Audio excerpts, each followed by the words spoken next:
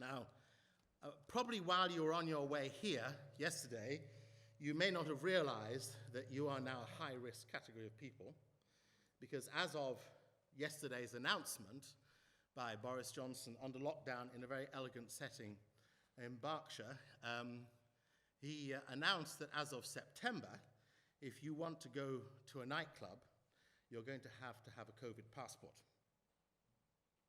Oh my word.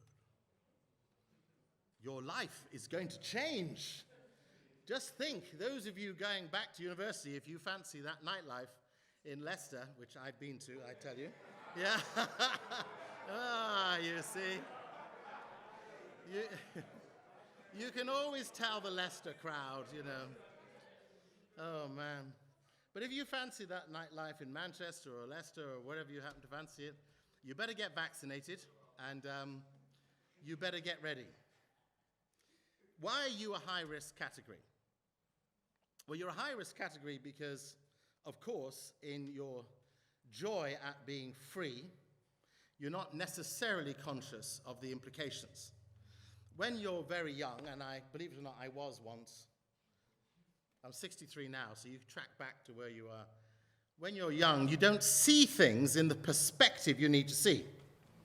So let me give you one or two statistics, which could be helpful as we think about COVID and who we are. As of yesterday, there were 194 million cases of COVID in the world. That's roughly the population of Russia, slightly under the population of Brazil.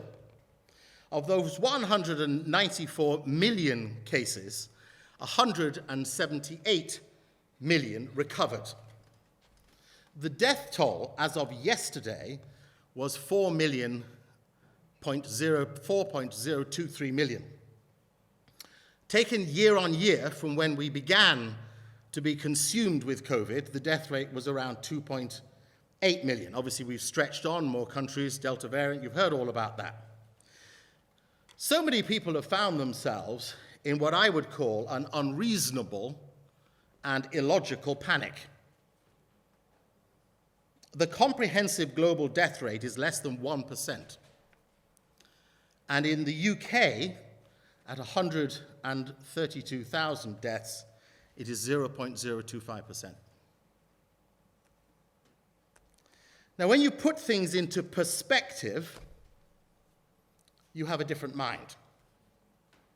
When you're consumed with the drama of information, but you don't think more widely than what's in front of you, or you don't challenge it, it drives your fears. Now, I'm not suggesting for a minute that COVID has not been and is not a reality. I have known many people die. And I've attended too many virtual funerals in the last year. It is a reality. Of course it's a reality. But in the month of May and June this year, compared to 2019 before we used the words COVID, fewer people died in the months of May and June than died in 2019, because the average monthly death rate in the UK is 11,500 per week. And fewer people died per week in May and June 2021 than did in 2019. Now, the news doesn't give you that. What it gives you is the frightening sense of surge. And so your response to it is dependent on how you analyze. Today, one of the big items on the news today is that Jeff Bezos, who you've all paid lots of money to, haven't you?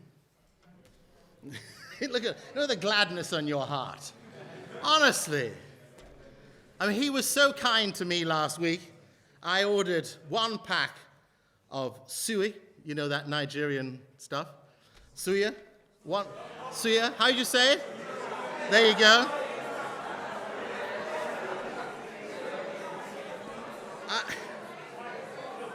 I ordered 1 pack, and 6 of them came.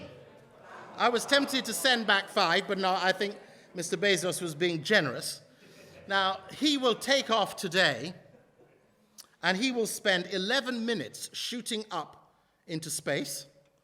He will get to something like 36 miles above the atmosphere, and he will spend 11 minutes in a rocket.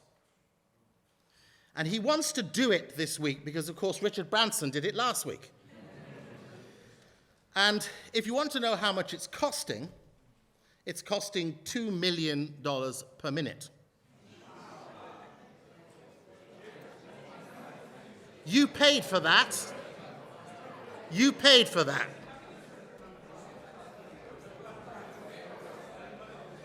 But let me give you some perspective. So, 4 million people have died since March last year to June this year from COVID. How many children under 6 died last night across the continent of Africa?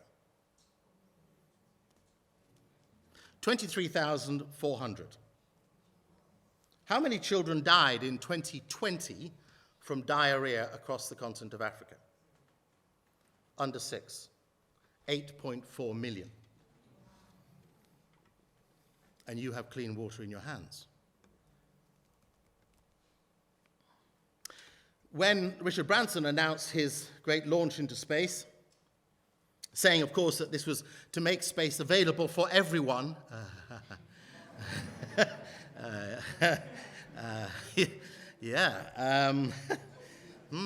and has continued to justify it on the grounds that we need satellites so we can see where the poor are.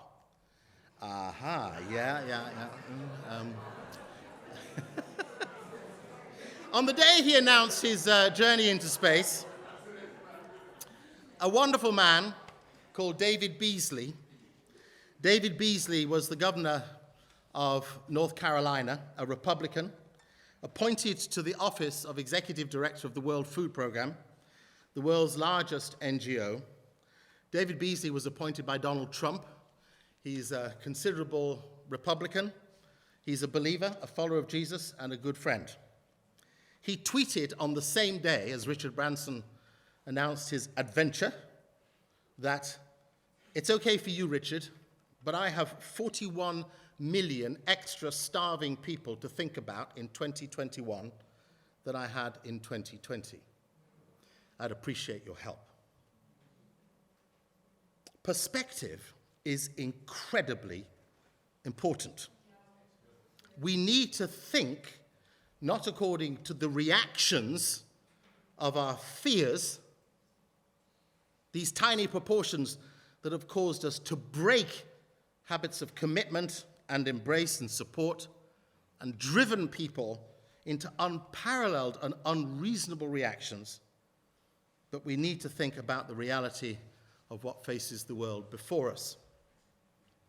I imagine before March last year, most of us had never heard of Wuhan, or even been to Wuhan. What was a Wuhan? Maybe something came in an Amazon box. Never heard of a Wuhan. It's a toy. Well, Wuhan's a city of 9 million people in the middle of China. Did you know that there are 17 cities in China that are bigger than London? But you've only heard of Beijing and Shanghai. But there's another 15 that are bigger than London. And Shanghai has a population of nearly 30 million people, and Beijing 26 million people. And across the whole of China, there are 113 cities that are bigger than Birmingham. So if you thought this little place you'd never heard of was some wet market out there where people were just buying and selling rats, this was a sophisticated city with all the infrastructure you can't begin to imagine. I remember on one trip to China many years ago, when I flew from a city in the northeast of China, went from Beijing to a place called Yantai, and then I was going to go to Penglai. And when I got to Yantai, that was already a city, I've never heard of it, a city of 4.5 million. And then I was driven from Yantai to Penglai down a 16-lane highway, 8 lanes this way, 8 lanes that way. When I got to Penglai, I was having a dinner with the mayor of the city, who spoke perfect English, like many people in China do, no matter where you go. And when we sat having conversation, I said to him, I'm amazed. You've told me the population of Penglai is 400,000, but you've got a 16-lane highway. Why do you need a 16-lane highway? He goes, 400,000 today. 14 million next 10 years.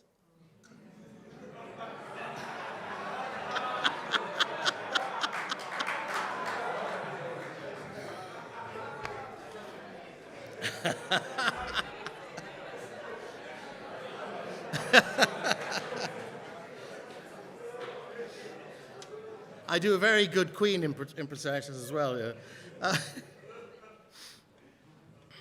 One of the things I love in life are obituaries. Yeah, you're wondering, obituaries? Oh, what? Yeah, obituaries. An obituary is the story of someone's life of significance. And someone who died recently, just 3 weeks ago, was Donald Rumsfeld. And most of you are scratching your heads going, Donald Rumsfeld? He was the US Defense Secretary. At the time, this guy's doing international politics, so he knows. I could see him nodding. Well, good man. Or reads the FT, unlike The Guardian. You'd never know in The Guardian, just all social care. But international...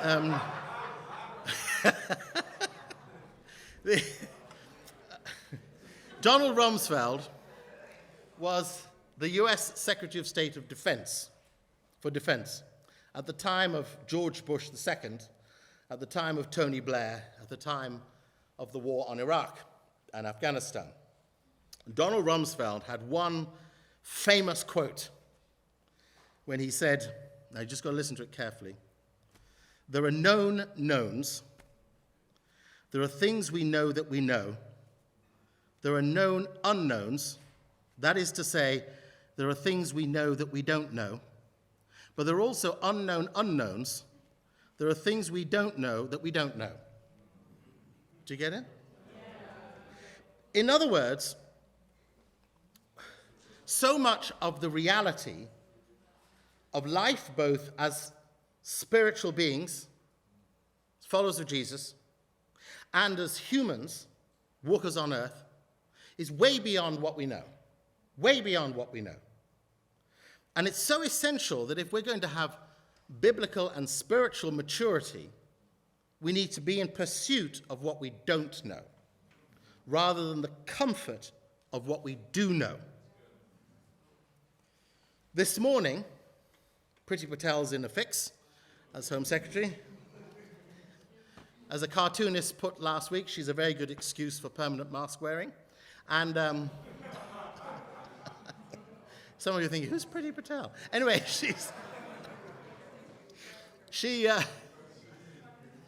Priti Patel is wanting to introduce legislation which will go through the House of Commons, it will come to us in the House of Lords.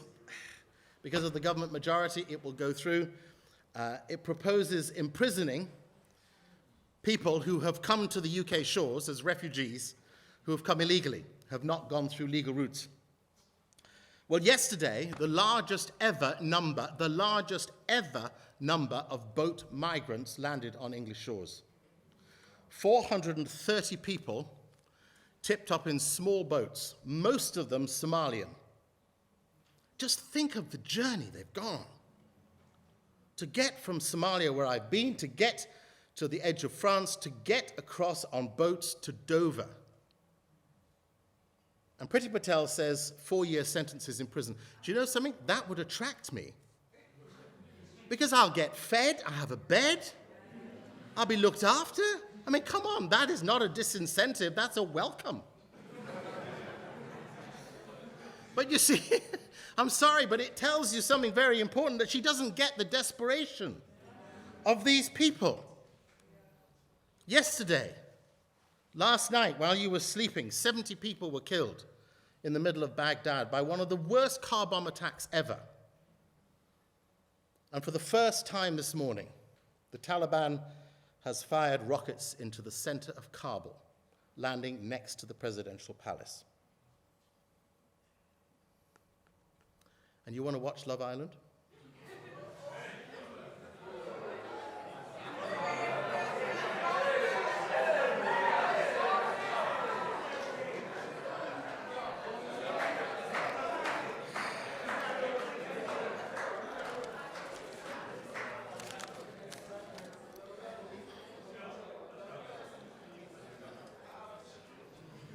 Ouch, you felt it.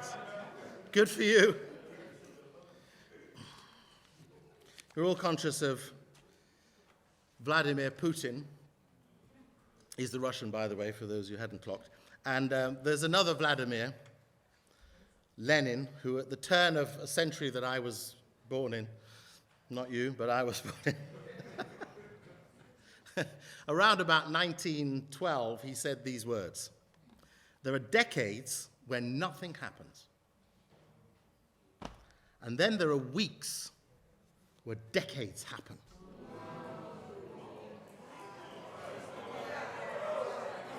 Let me tell you it again. There are decades when nothing happens. You're just sailing through life. And then there are weeks where decades happen. And 2020 and 2021 are your years of decades.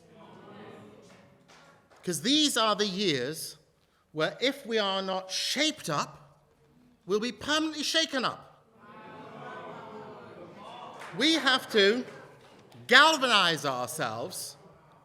We have to galvanize ourselves to understand what kind of world we are not walking into.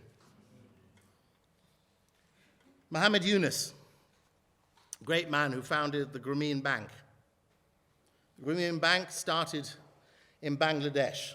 It has spread as a savings institution around the poor world, but is now operational in the United States in 4 states. He said this: "You have a choice. You can live in a world already built, or you can build the world you want to live in. You can live in a world that's already built, carrying on just as ever, pretend 2020 never happened, 2021 never happened, pretend that the refugees are not turning up en masse, pretend that there aren't 72 million people now permanently displaced in the world, more than the population of the UK, desperate, living in refugee centers, most of them in Eastern Europe, Turkey the largest in Europe, containing Syria the second largest, and then going to Africa. And I've been to 4 refugee centers on the continent. And what you see, instead of actually seeing desperate people, you see hopeful people, because they now know what they don't have. And they are looking for a life to make something better for them and their families. And most of us are passé because we choose not to know. Did you know that on the 7th of June, a tiny creature that had survived 24,000 years frozen in the Siberian permafrost woke up? Pardon? It's hard enough to get some of you out of bed. 24,000 years frozen in the Siberian permafrost, a microscopic animal. In fact, you can Google it and look it up and you'll see it moving. Because the permafrost, which is out there in the far reaches of what was the frozen north, because of climate change, is now, of course, becoming the unfrozen north. Not only are natural gases coming up, which is damaging the environment, but so is life that has been buried and frozen. Whenever I want to upset friends, but I'll tell you a story. Myself and a bishop and a pastor, chappie, nice guy, and a friend who works for Tear Fund, we went to Ethiopia 3 years ago on a search trip to see the remarkable work that groups of women have done in saving and following the Grameen Bank model. Quite compelling. Women who have chosen to literally set aside their 2 pennies by 2 pennies by 2 pennies every week. No, there's no such thing as throwaway cash. Everything is valuable. And remember, if you've read the Bible carefully, that Jesus commended the woman who put her 2 pence in, because that's all she had. Rather than Jeff Bezos, who put it all up in space, she put her 2 pence in. And she was to be commended for the greatest amount of giving. Not the volume, but the intention. We went to visit with these women, wonderful women. 400,000 women in Ethiopia had saved $26 million just by putting their 2 pennies aside. And they were investing in business after business after business, building shopping complexes and setting women free. And one woman who now has 4 businesses told us that she'd finally made use of her husband. I said, "Oh, really? What did you do with him?" She said, "He was useless. He was a pastor, so I turned him into a taxi driver. And I got him doing something useful." Good for you. Great lady. Well, when we arrived,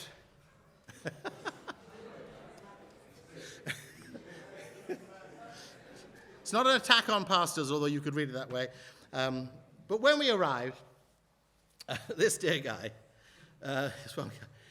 we were only going to be there for 3 days. And if you're traveling somewhere for 3 days, what on earth are you putting luggage in the hold for?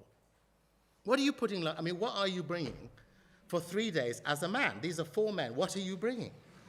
I mean, if you're women, you know you bring all the extra shoes you never wear, the extra clothes you never bring, all the hair stuff you never... You know what you do, don't you? That's right. The airlines love you.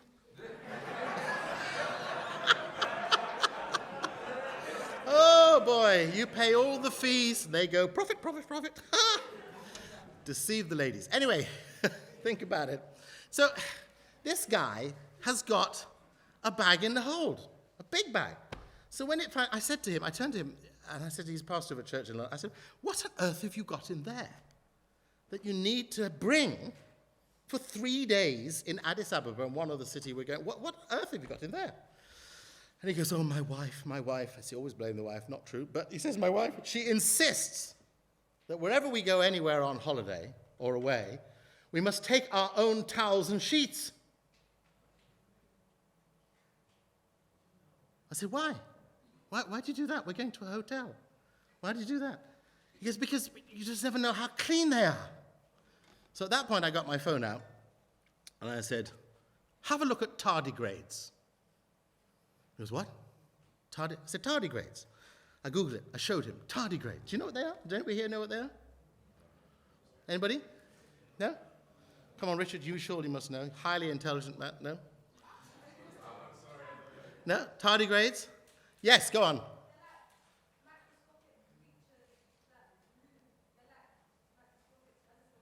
That's exactly right. Round of applause for the lady at the back.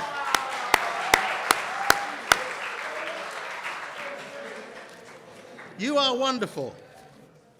Microscopic creatures, on average, you've got in excess of 1 million on you right now. And if you think you can boil them out of your towels and sheets, forget it. They survive temperatures up to 200 degrees centigrade. Even if you stuff them in your oven, they ain't dying. And if you try to freeze them out, they can go down to minus 150 degrees centigrade. And every time, you know when you sit there and you just get that itch? You know what I mean? You get them all over the place, especially in some places. And you get those itches. That is 20,000 tardigrades eating your flesh.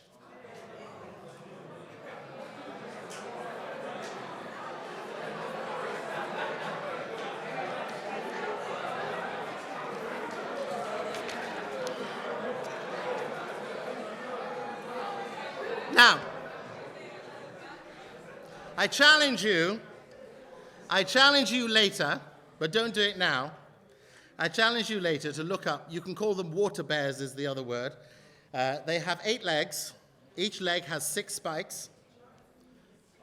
They have spikes. They hold on to you. They are in your bed. You know when you get up in the morning and there's all that flaky stuff in the bed? They're having a feast. Absolute feast. Well, guess what? God created them to keep you alive because they consume the dead flesh that falls off us constantly. And we might spend our time in panic cleaning ourselves. And you know that African, maybe Caribbean habit, but less so, the African habit of having that scrungy thing, green scrungy thing to do all this business. Forget it. Just let the water run. Because the tardigrades, they're not going for that thing. You can chuck it. All right?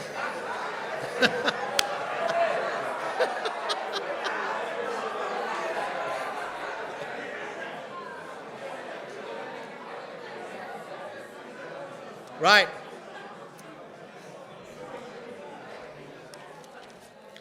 Right, I've given you enough to think about now. And here's the reason I want you to think about this. I'm going to quote Bertrand Russell. Those of you who've done English will know of Bertrand Russell, a philosopher and a historian, lived from 1872 to 1970.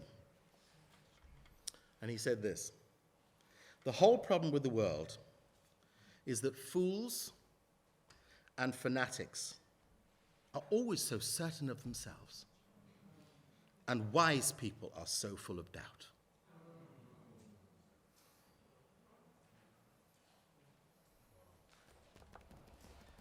If this is going to be our change year because of the reality of the facts, we better be very wise. And if we're going to be very wise, we better be very bold.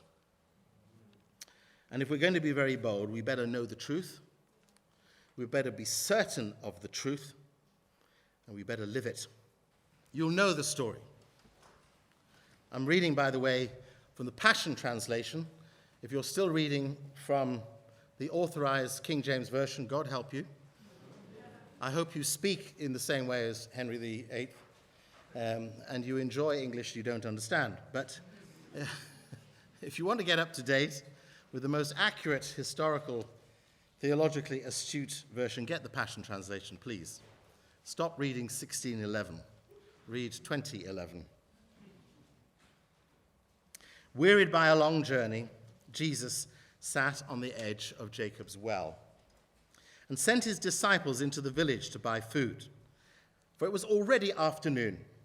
Soon, a Samaritan woman — now just know that a Samaritan was a hybrid, half Jew, half Arab. Very unacceptable. A Samaritan woman came in the middle of the day to draw water, to get water. And Jesus said to her, "Please give me a drink." She replied, "Why would a Jewish man ask a Samaritan woman for a drink of water?" And Jesus replied, "If only you knew who I am and the gift that God wants to give you, you'd give me a drink. I would give you living water." The woman replied, "But sir, you don't even have a bucket, and the well is very deep. So where do you find this living water? Do you really think that you're greater than our ancestor Jacob, who dug this well and drank from it himself, along with his children and his livestock?" And Jesus answered, "If you drink from Jacob's well, you'll be thirsty again. But if anyone drinks the living water I give them, they'll never be thirsty again. For when you drink the water I give you, it becomes a gushing fountain of the Holy Spirit, flooding out with endless life." The woman replied, "Let me drink that water, so I never be thirsty again, and won't have to come here in the middle of the day when it's boiling hot to draw water." And Jesus said, "Go get your husband and bring him back here." "But I'm not married," the woman said. "That's true," said Jesus, "for you've been married 5 times, and now you're living with a man who's not your husband. You've told the truth." The woman changed the subject. Wouldn't we all? "You must be a prophet," she said. "So tell me this: why do our fathers worship God on this mountain, but your people teach Jerusalem is the place to worship God? Who's right?"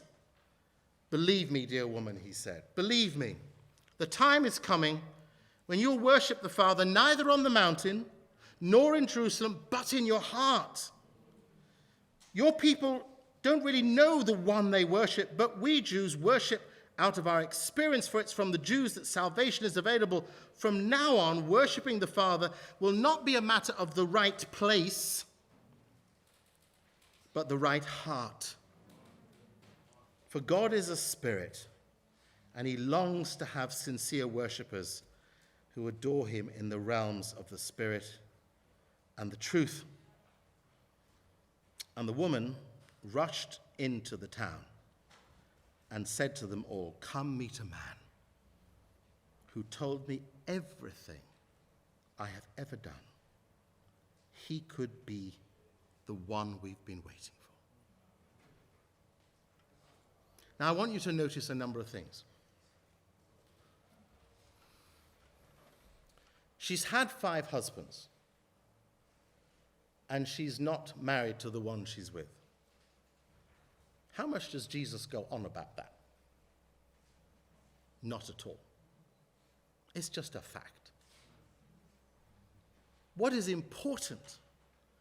What's important is that he offers her, in response to her need, living water.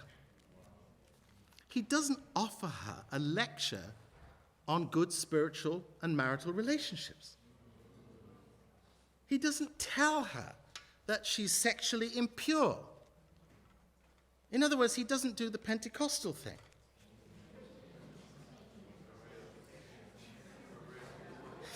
For real. He isn't consumed by her earrings or her tattoos, or even her shredded jeans.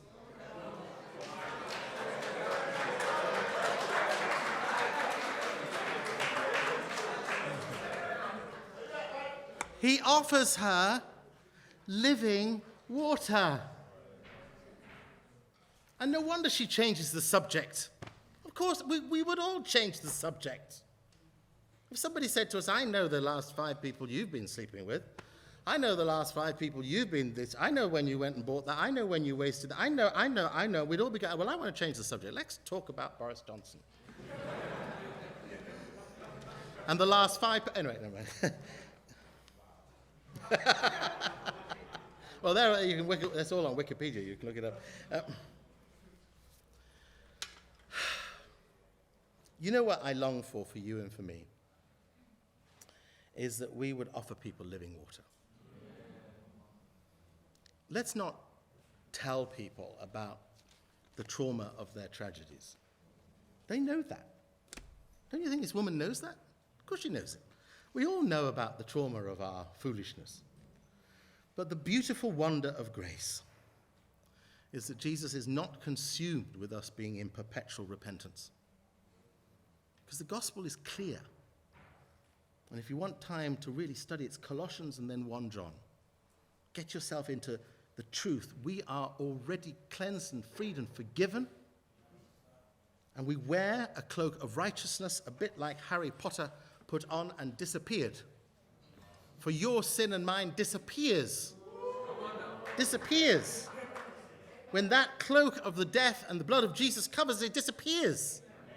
So he sees you purely in this crystal clear fountain life, and you need, therefore, like I need, to have living water coming from us. Living water.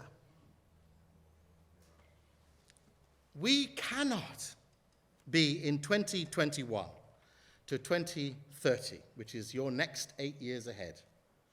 You cannot be, and I cannot be, an answer to a frightened world, to refugees who are pouring in, to prison numbers that are mounting, to fearful families who've lost sons to knife crime, to tragic parents who are worried about whether their daughters can go out, to those who will invade us constantly with the fear of sickness and pandemics and disease, all of which have been realities for generations, for hundreds and thousands of years. And this is a tiny one by comparison, tiny one. The Spanish flu killed 60 million people.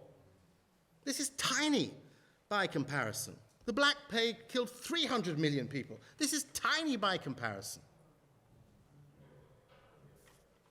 And with perspective, none of us should live in the fear of our inadequacy. I want you to say to yourselves, if Jackie Pullinger can do it, I can do it. If Aswa Yamuri, the teacher of Ethiopia's poor, can do it, I can do it. If Wan Longping, who developed the hybrid rice, can do it, I can do it. And on and on and on. I've got another 4 obituaries I could read to you of remarkable people who've chosen to do impossible things, not so they can celebrate in space and trash the money on some self-indulgent celebrity moment, but instead people who've made the wonder of giving living water to others. the joy of the center of their being.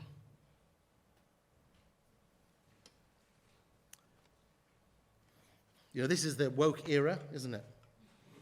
You all want to tear Rhodes statue down. If you ever try, I'll be pushing it back up there. Let's not get caught up in dumbness. You can't rewrite history by shifting the buildings around. History is history. Get with it. What you have to do is contend for the justice for the future. There's no more faffing about what people did hundreds of years ago. That was awful. But it was what it was. It was what it was. I've been in 4 prisons in the last 2 weeks. I love the people who are at the end of themselves. Because what I find with those men, and remember of the 88,000 people in prison in the UK, 4,000 are women, they're much better behaved. 84,000 are men, tells you a lot. What I love about them so much is there's no fight anymore about what happened. It's obvious. I always say to the guy, I say, you don't need to tell me what you did. All I need to know is how many years you're here. Then I can figure it out. I know exactly what sentence tariff that applies to. And the freedom they feel in accepting the folly and then walking to renewal is remarkable.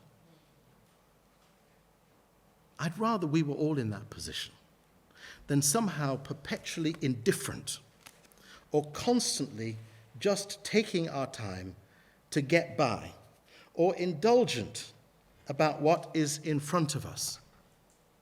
So one last quote, but please read John 4 over and over and over again and think, who can I give living water to? Who? Because there will be someone. There will be an opportunity to apply your scientific knowledge, your mathematical knowledge, your consulting knowledge, your political knowledge, your insightful biology, your whatever it is. There'll be someone, someplace, something.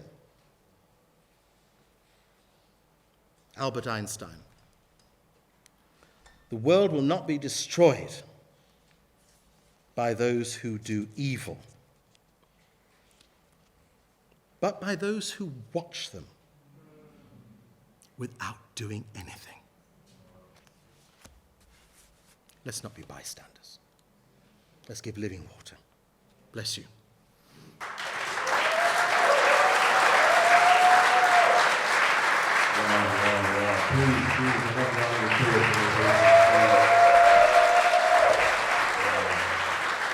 Thank you very, very much. Thank you. I know I was blessed. You guys blessed? Yeah. Thank you so much, honestly. Because of time, we honestly only have time for 2 questions. So if anybody has a question, like I said, it's a chance to win points for the team. You have 1 question there? Another question? No? That's fine, 2 questions. You guys can come up. You just come to something.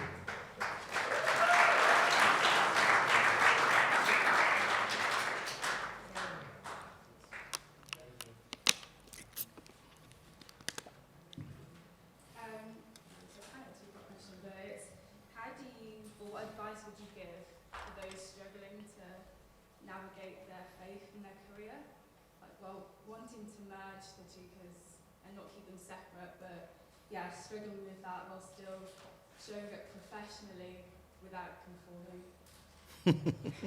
I know what you're saying. Well, I have been asked that question maybe 1,000 times. And the lesson I learned in I would never say I've had a career. I've just done a series of responses to phone calls and jobs and just followed whatever God has said to follow. So the first thing I would say to you in that, quite seriously, is don't try and balance your faith and your career. Focus on your faith and leave your career to God.